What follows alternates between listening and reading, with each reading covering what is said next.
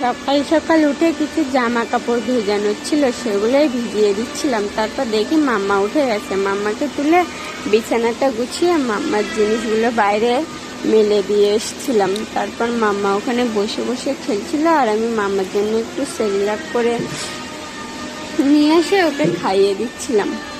তারপর ওর গায়ে একটু তেল মালিশ করে দিয়ে ওকে চান করাতে নিয়ে গিয়েছিলাম। চান করিয়ে এনে দুপুরে খাইয়ে ঘুম পাড়াচ্ছি, সে ঘুমোচ্ছেই না।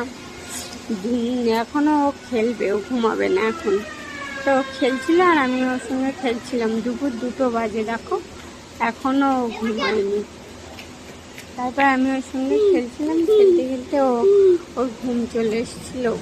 ও শুয়ে পড়েছিল, ওকে দুধ খাইয়ে ঘুম পাড়িয়ে দিয়েছিলাম।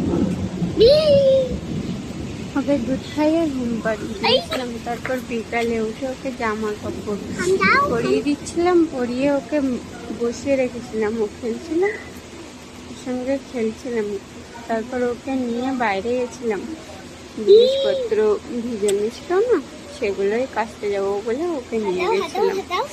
তারপর ওকে গাড়িতে বসিয়ে রেখে জিনিসপত্রগুলো কেচে এনে